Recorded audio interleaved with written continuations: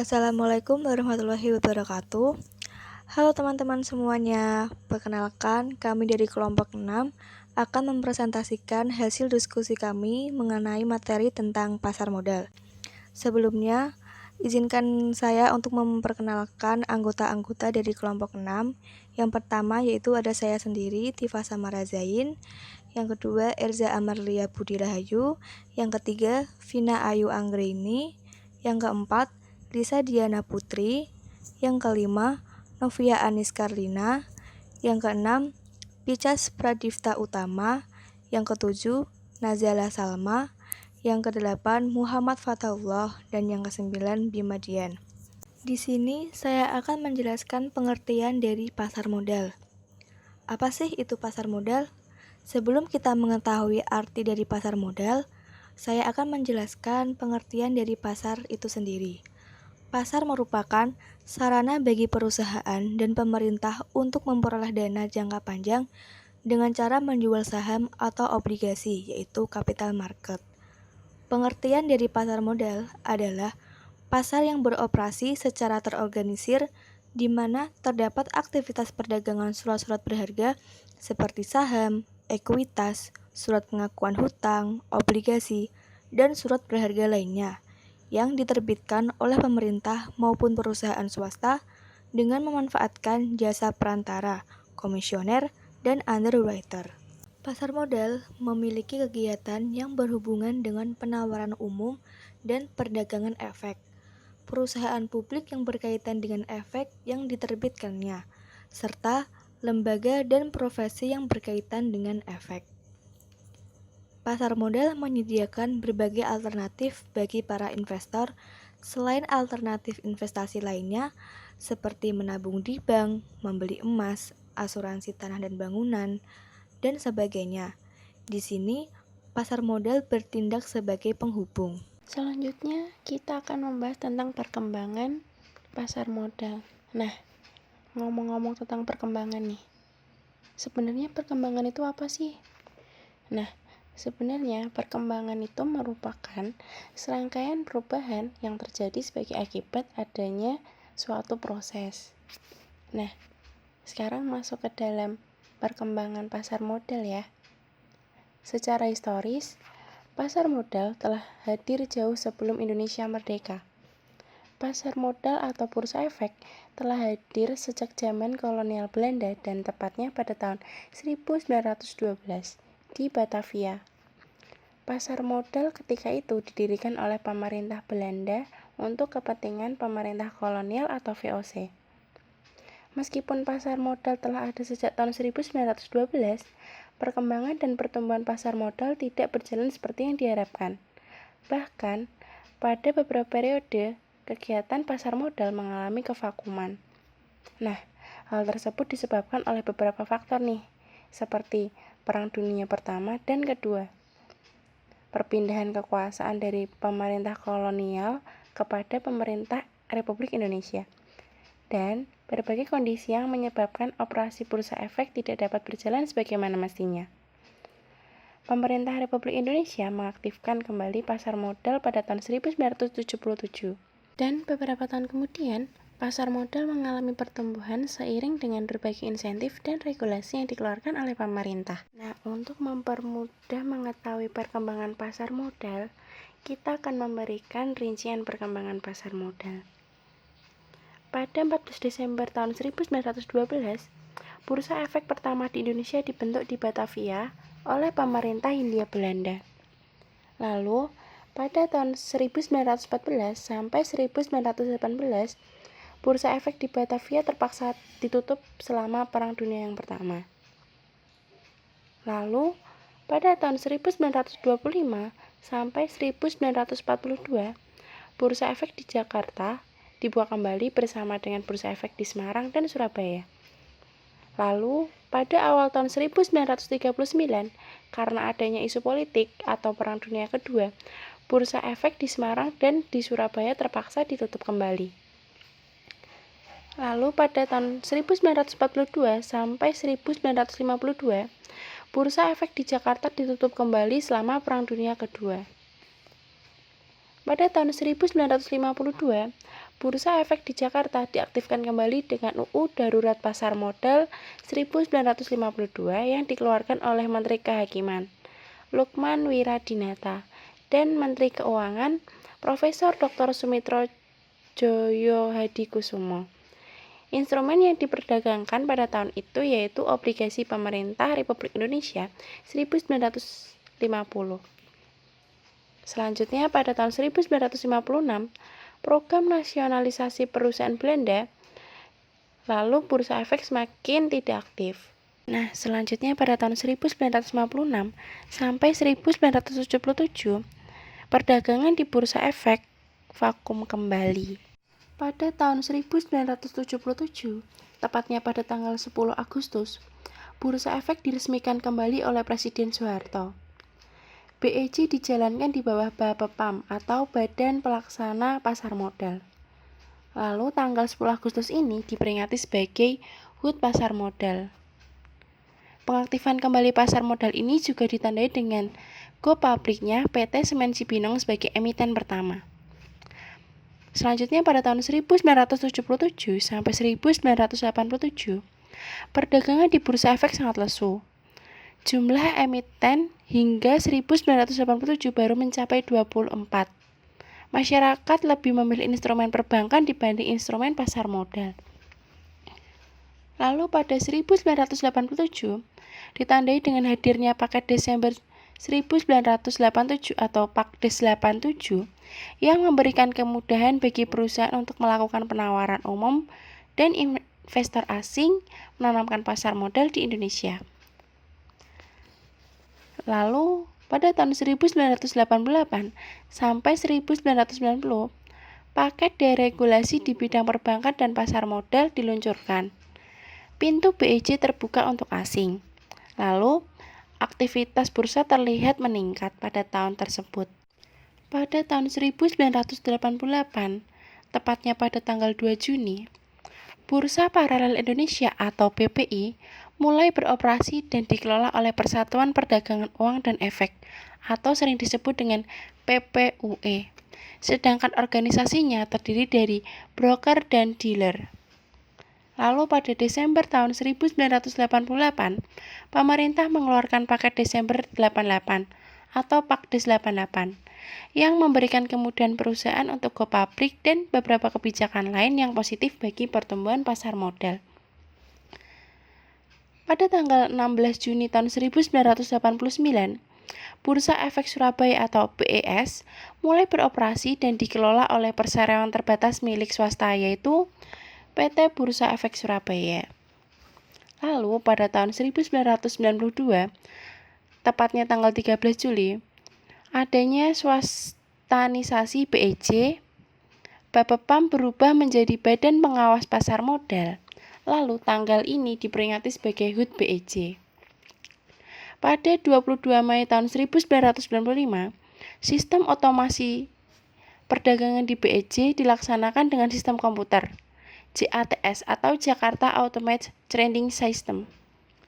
Lalu pada tanggal 10 November tahun 1995, pemerintah mengeluarkan Undang-Undang Nomor 8 tahun 1995 tentang pasar modal.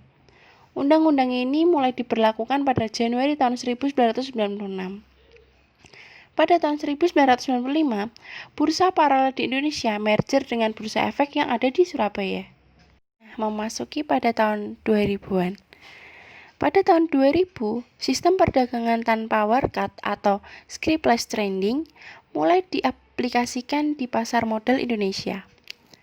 Lalu, pada tahun 2002, BEJ mulai mengaplikasikan sistem perdagangan jarak jauh atau remote trading. Yang terakhir pada tahun 2007, adanya penggabungan Bursa Efek Surabaya atau BES ke Bursa Efek Jakarta atau BEJ dan berubah nama menjadi Bursa Efek Indonesia atau BEI. Selanjutnya kita akan membahas tentang OJK. Yang pertama itu ada pengertian OJK. OJK atau Otoritas Jasa Keuangan merupakan lembaga negara yang dibentuk berdasarkan Undang-Undang Nomor 21 Tahun 2011 yang berfungsi menyelenggarakan sistem pengaturan dan pengawasan yang terintegrasi terhadap keseluruhan kegiatan di dalam sektor jasa keuangan. Yang selanjutnya ada tugas OJK. Salah satu tugas OJK adalah melaksanakan pengaturan dan pengawasan terhadap kegiatan jasa keuangan di sektor pasar modal.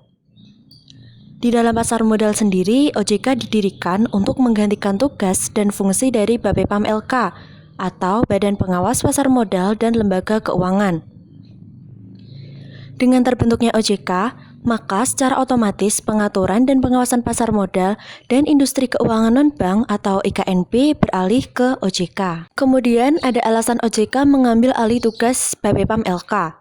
Alasan tersebut yaitu karena semakin berkembangnya sistem informasi, sistem komunikasi, dan teknologi di dalam perbankan dan pasar modal di Indonesia. Oleh karena itu, pemerintah harus melakukan perombakan total terhadap sistem pengawasan yang berhubungan dengan sistem keuangan, sehingga menjadi semakin kompleks dan jauh lebih baik dari sebelumnya. Selanjutnya ada tugas pokok OJK dalam pasar modal. 1. Menyusun peraturan pelaksanaan di bidang pasar modal. 2. Melaksanakan protokol manajemen krisis pasar modal. 3. Menetapkan ketentuan akuntansi di bidang pasar modal. 4. Merumuskan standar, norma, pedoman kriteria, dan prosedur di bidang pasar modal. 5. Melaksanakan analisis, pengembangan dan pengawasan pasar modal termasuk pasar modal syariah. 6. Melaksanakan penegakan hukum di bidang pasar modal. 7. Menyelesaikan keberatan yang diajukan oleh pihak yang dikenakan sanksi oleh OJK, bursa efek, lembaga clearing, dan penjaminan, dan lembaga penyimpanan dan penyelesaian. 8. Merumuskan prinsip-prinsip pengelolaan investasi, transaksi, dan lembaga efek dan tata kelola emiten dan perusahaan publik. 9. Melakukan pembinaan dan pengawasan terhadap pihak yang memperoleh izin usaha, persetujuan, pendaftaran dari OJK, dan pihak lain yang bergerak di bidang pasar modal. 10. Memberikan perintah tertulis, menunjuk dan atau menetapkan penggunaan pengelola statuter terhadap pihak atau lembaga jasa keuangan yang melakukan kegiatan di bidang pasar modal dalam rangka mencegah dan mengurangi kerugian konsumen, masyarakat, dan sektor jasa keuangan. Kemudian yang terakhir, yaitu melaksanakan tugas lain yang diberikan oleh Dewan Komisioner. Selanjutnya, ada jenis kejahatan dalam pasar modal menurut UU-PM. Pertama, penipuan atau fraud. Hal ini tertuang dalam pasal 90 UU-PM. Kedua, manipulasi pasar. Tertuang di dalam pasal 91 dan pasal 92 UU-PM. Ketiga, insider trading atau perdagangan orang dalam. Hal ini tertuang di dalam pasal 95 sampai dengan pasal 99 UU-PM. Keempat, informasi menyesatkan atau misleading information, tertuang dalam pasal 80, pasal 81, serta pasal 93 UU-PM. Jika terjadi tindakan kejahatan tersebut di atas, maka OJK berhak untuk melakukan proses pemeriksaan dan penyidikan terhadap pihak-pihak yang melakukan jenis tindakan kejahatan tersebut. Kemudian ada cara menangani kejahatan di pasar modal.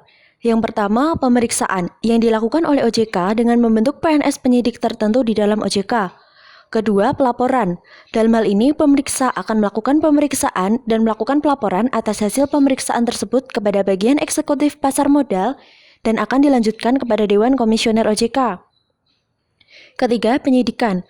Apabila hasil pemeriksaan ditemukan suatu bukti adanya tindak pidana di dalam pasar modal. Keempat, pemberian sanksi oleh OJK kepada para pelanggar. Bisa berupa peringatan tertulis, denda, pembekuan izin kegiatan usaha, pencabutan izin usaha, pembatalan persetujuan, dan pembatalan pendaftaran.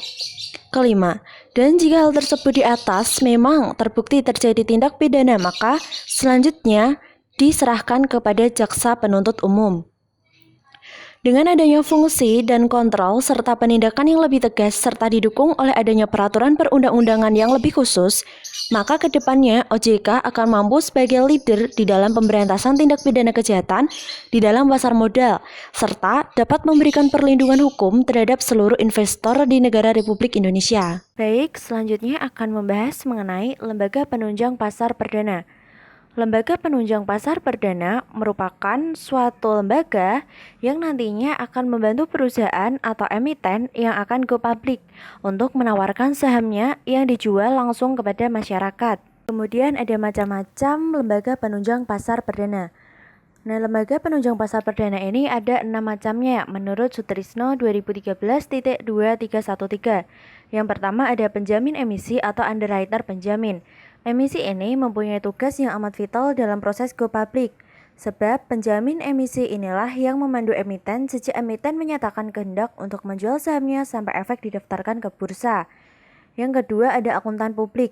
Akuntan publik mempunyai tugas berkaitan dengan pembukuan dan penyusunan laporan keuangan. Tugasnya adalah A. Melakukan pemeriksaan laporan keuangan perusahaan dan B. Memberikan pendapat, memeriksa pembukuan, memberikan petunjuk terhadap cara-cara pembukuan yang baik. Kemudian yang C. Ada konsultan hukum. Konsultan hukum mempunyai tugas untuk melakukan pemeriksaan terhadap keabsahan usaha emiten seperti ADART, izin usaha, bukti-bukti kepemilikan, perikatan-perikatan maupun gugatan-gugatan terhadap perusahaan. Yang keempat ada notaris. Sebelum perusahaan go public terlebih dahulu harus melakukan RUPS yang salah satu agendanya membahas rencana go public. Tugas notaris adalah A. Membuat berita acara RUPS, B. Membuat konsep akta perubahan anggaran dasar, dan C. Menyiapkan naskah-naskah perjanjian dalam rangka emisi efek. Kemudian yang kelima ada agen penjual. Tugas agen penjual lebih diutamakan untuk melayani penjualan efek kepada investor serta mengembalikan dana atau refund bila terjadi kelebihan permintaan dan penyerahan efek kepada investor. Kemudian yang terakhir ada perusahaan penilai. Perusahaan penilai atau appraisal ini akan dimanfaatkan bila emiten akan mengadakan revaluasi terhadap aktivanya agar diperoleh gambaran yang real mengenai besarnya aset perusahaan yang akan digunakan sebagai dasar dalam melakukan go public. Lembaga penunjang dalam emisi obligasi. Yang pertama ada wali amanat. Wali amanat adalah layanan jasa yang diberikan kepada pemegang efek untuk menjadi wali investor dalam penerbitan suatu efek yang bersifat utang. Yang kedua ada penanggung. Penanggung bertanggung jawab atas dipenuhinya pembayaran pinjaman pokok obligasi beserta bunganya dari emiten kepada para pemegang obligasi tepat pada waktunya apabila emiten tidak memenuhi kewajibannya. Dan yang ketiga ada agen pembayar. Agen pembayar bertugas membayar bunga obligasi yang biasanya dilakukan setiap 2 kali setahun dan pelunasan pada saat obligasi telah jatuh tempo. Selanjutnya, lembaga penunjang pasar sekunder. Yang pertama, ada pedagang efek. Di samping melakukan jual beli efek untuk diri sendiri, pedagang efek juga berfungsi untuk menciptakan pasar bagi efek tertentu dan menjaga keseimbangan harga serta memelihara likuiditas efek dengan cara membeli dan menjual efek tertentu di pasar sekunder. Yang kedua, perantara perdagangan efek. Perantara perdagangan efek bertugas menerima order jual dan order beli di investor untuk kemudian ditawarkan di bursa efek. Atas jasa keperantaraan ini, perantara perdagangan efek mengenakan fee kepada investor. Yang ketiga ada perusahaan efek. Perusahaan efek atau perusahaan sekuritas dapat menjalankan satu atau beberapa kegiatan, baik sebagai penjamin emisi efek, perantara pedagang efek, manajer investasi, atau penasehat investasi. Yang keempat ada biro administrasi efek, yaitu pihak yang berdasarkan kontrak dengan emiten secara teratur menyediakan jasa-jasa, melaksanakan pembukuan, transfer dan pencatatan, pembayaran dividen, pembagian hak opsi, emisi sertifikat, atau laporan tahunan untuk emiten. Yang kelima ada reksadana. Reksadana merupakan perusahaan yang kegiatannya mengelola dana-dana dari investor yang pada umumnya diinvestasikan dalam bentuk instrumen pasar modal atau pasar uang oleh manajer investasi. Atas dana yang dikelola tersebut diterbitkan unit saham atau sertifikat sebagai bukti keikutsertaan investor pada perusahaan reksadana tersebut. Selanjutnya, kita beralih ke penawaran umum. Penawaran umum adalah kegiatan yang dilakukan oleh emiten untuk menjual efek kepada masyarakat berdasarkan tata cara yang diatur oleh undang-undang dan peraturan pelaksanaannya. Kegiatan ini lebih populer disebut dengan go public. Go public dapat menjadi strategi untuk mendapatkan dana dalam jumlah besar. Dana tersebut dapat digunakan untuk melakukan ekspansi, memperbaiki struktur permodalan, dan investasi. Dengan adanya proses penawaran umum, perusahaan emiten akan mendapatkan banyak keuntungan. Selanjutnya, apa saja sih kegiatan-kegiatan penawaran umum? Yang pertama ada periode pasar perdana, yaitu ketika efek ditawarkan kepada pemodal oleh penjamin emisi melalui para agen penjual yang ditunjuk. Kedua, penjatahan saham, yaitu pengalokasian efek pesanan para pemodal sesuai dengan jumlah efek yang tersedia. Tiga, pencatatan efek di bursa, yaitu saat efek tersebut mulai diperdagangkan di bursa. Yang selanjutnya yaitu proses pencatatan efek di Bursa Efek Indonesia. Proses pencatatan efek di BEI dilakukan setelah pernyataan efektif oleh Bapepam dan emiten bersama dengan penjamin emisi telah melakukan penawaran umum. Maka dilakukan tindakan-tindakan sebagai berikut. Yang pertama yaitu emiten mengajukan permohonan pencatatan ke Bursa Efek Indonesia. Setelah itu BEI melakukan evaluasi berdasarkan persyaratan pencatatan. Jika memenuhi syarat, BEI akan memberikan surat persetujuan. Kemudian emiten membayar biaya pencatatan. BEI mengumumkan pencatatan efek tersebut di bursa dan efek tersebut mulai tercatat dan dapat diperdagangkan di bursa.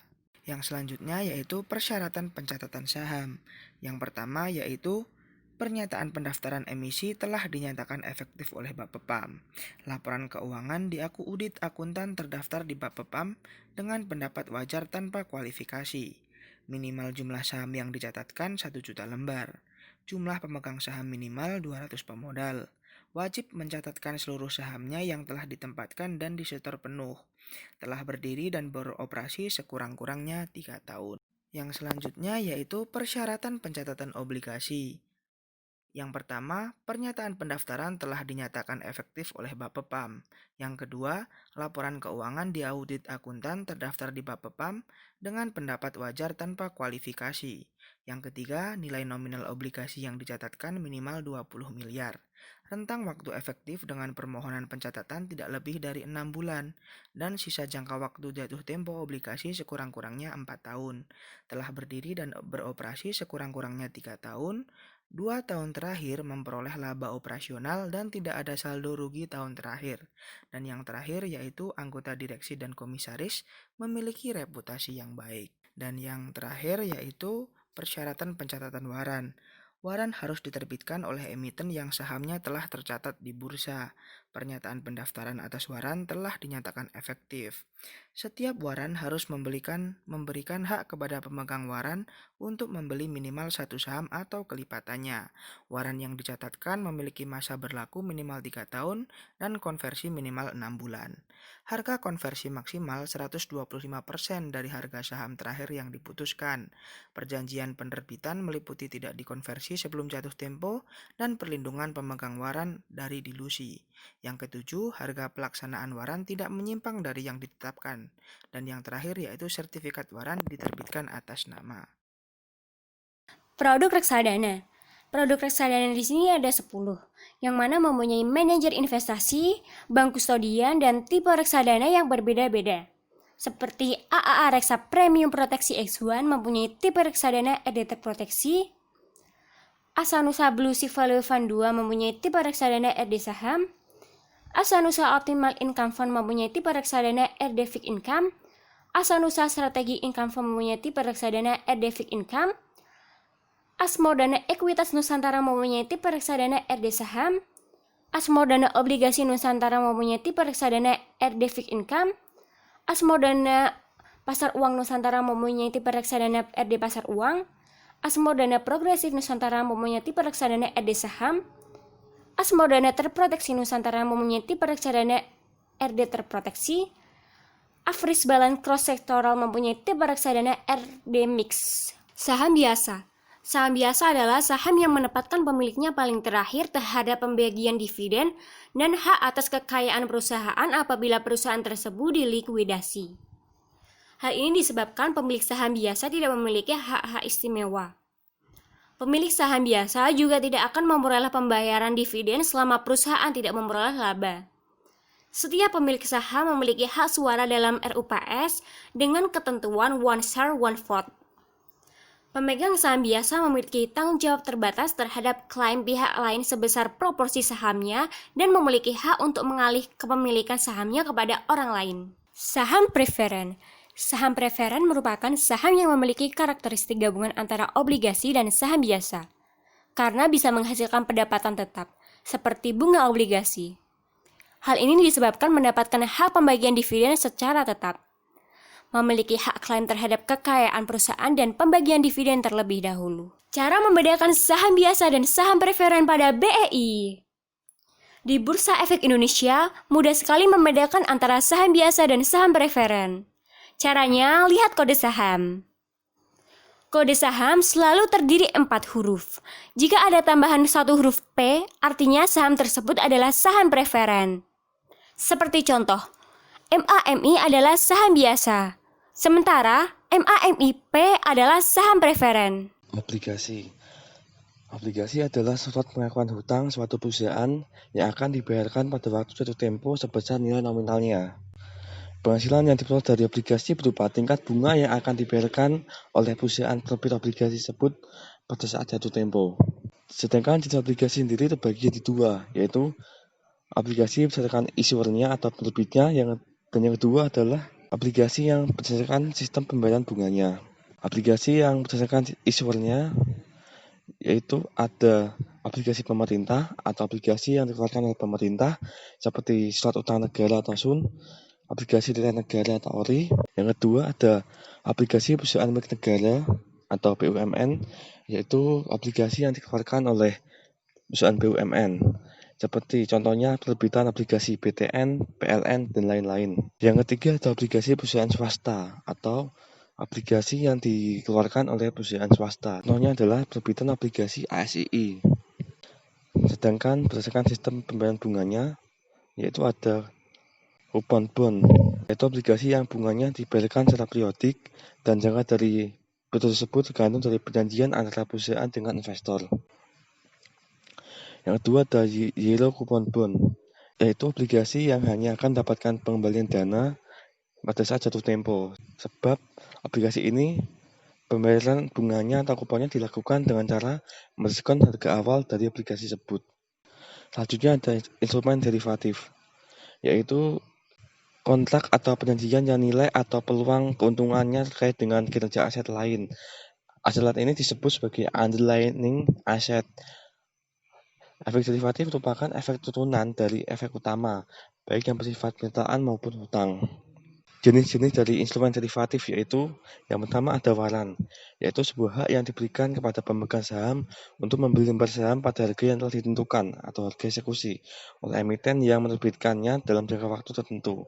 Right issue adalah hak memesan efek terlebih dahulu atau HMETD pada harga yang telah ditentukan selama periode tertentu. Bukti right issue diterbitkan pada penawaran umum terbatas atau right issue, di mana saham baru akan ditawarkan pertama kali pada pemegang saham lama. Yang ketiga ada option, yaitu kontrak resmi yang memberikan hak tanpa adanya kewajiban untuk membeli atau menjual sebuah aset pada harga tertentu dalam jangka waktu tertentu juga. Untuk selanjutnya ada strategi investasi pasar modal. Strategi investasi yang hebat memiliki kemampuan untuk berkombinasi dengan toleransi, resiko, serta ritme permainan tiap investor. Investor tidak akan membiarkan dana investasi mereka pergi tanpa memiliki tujuan di depannya.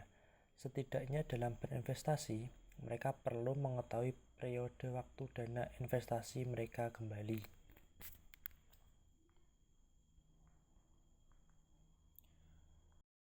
Ada 7 strategi investasi pasar modal. 1. Membeli di pasar perdana, menjual di pasar sekunder. Biasanya investor membeli saham saat baru pembukaan pasar, di mana saham terbuka baru ditawarkan kepada publik. Investor hanya bisa melakukan transaksi beli.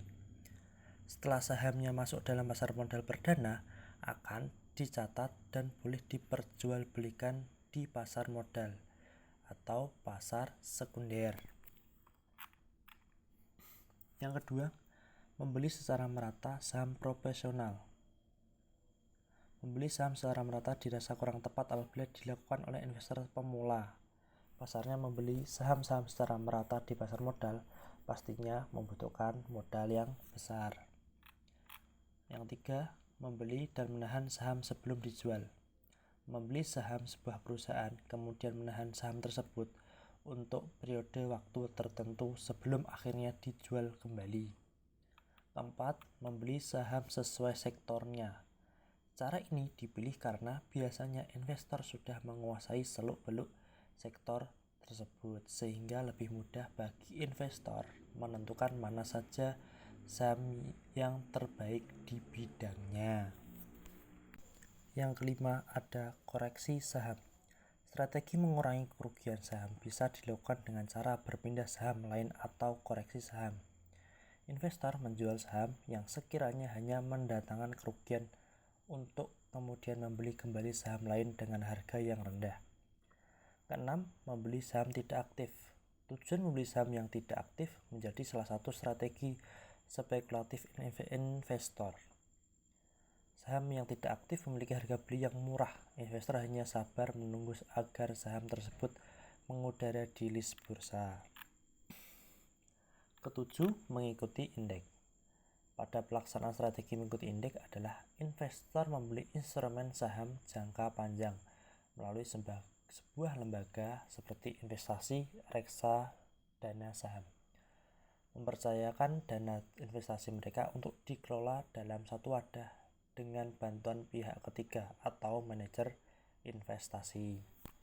Sekian pemaparan materi mengenai pasar modal dari kelompok 6. Semoga dapat bermanfaat bagi kita semua ya teman-teman. Apabila ada pertanyaan atau sanggahan bisa disampaikan. Terima kasih atas perhatiannya. Wassalamualaikum warahmatullahi wabarakatuh.